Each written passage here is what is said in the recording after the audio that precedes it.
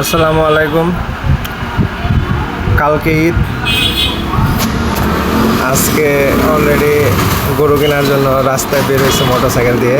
দেখেন খুবই লো স্পিডে চালাচ্ছি গাড়ি, কেউ গ্রাম অঞ্চলের জায়গা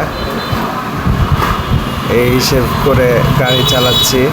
আজকে আমাদের এই দিকের একটা গ্রামের দিকে যাচ্ছি একটা গরু দেখার জন্য, কারণ আর ঈদের বেশি দিন নাই, অল্প কিছুদিন আছে, এই জন্যই গরু কেনার জন্যই যাচ্ছি। গরু নিয়ে তারপর আপনাদের দেখাবো ইনশাল্লাহ। আর গরু কেমনভাবে হয়েছে তা তো আসলে বলা যায় না, কেউ যেন কোরবানি দিব, যেমনই হোক ভালো হলেই হয়। এখন দেখা যাক, তাই ভাবলাম যে একটু যে দিক দিয়ে যাচ্ছি ওই দিক দিয়ে একটু ভিডিও করে দেয়। আমাদের এদিকে রাস্তা প্রায় সবুজ, ব্রিজ, চতুর সাইডে গাছপালা দিয়ে অস্থির জায়গা, সেই পরিবেশ। এই যে অলরেডি এসে বসছি।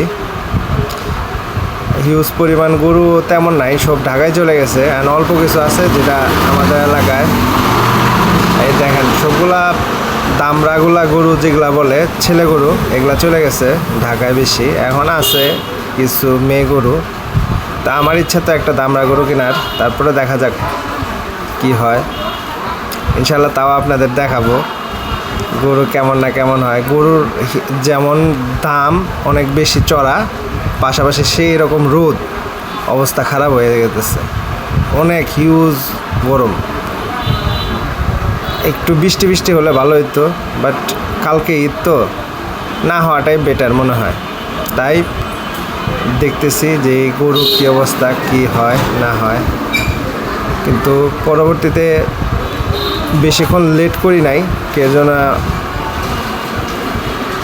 অলরেডি লেট হয়ে গেছে, কালকে ঈদ, এর জন্য চেষ্টা করতেছি তাড়াতাড়ি একটা কোনোভাবে গরু হইলেই হলো, একটু দাঁত যাতে হয়, দাঁতাইছে এরকম 2 দাঁত, এইরকমই টার্গেট গরু নেওয়ার। মোটামুটি আছে গরু আছে, অত বেশি না। আমাদের গরুটা কিনতে কিনতে একটু বেশি রাত হয়ে যাবে, বোঝা যাইতেছে। সন্ধ্যায় গরু কিনবো টার্গেট নিচ্ছি। এখন অনেক চড়া দাম, অনেক চড়া। যে গরু কয়েকদিন আগে দাম ছিল যা, তার চেয়ে এখন আরও বেশি দাম বেশি, হিউজ। এক একটা গরু এক এক রকম সাইজের। আমরা অত বড় গরু কিনবো না, ছোটোর মধ্যে দেশি গরু কেনার টার্গেট। দেশি গরু কিনবো, বিদেশি গরু আমরা অত বেশি ভালো লাগে না, আমার কাছে অন্তত ভালো লাগে না। আপনাদের কাছে কেমন কি লাগে? আমার কাছে বড় গরু ভালো লাগে না। এই যে আমাদের এটা কুরবানি গরু, ছোটো মোটো দেশি গরু কিনে ফেলছি। তো গাইস, তো ভালো থাকেন, আর আমাদের গরু কেমন হইলো মাশাআল্লাহ বলবেন সবাই। আর ঈদ মোবারক, ভালো থাকবেন। আসসালামু আলাইকুম।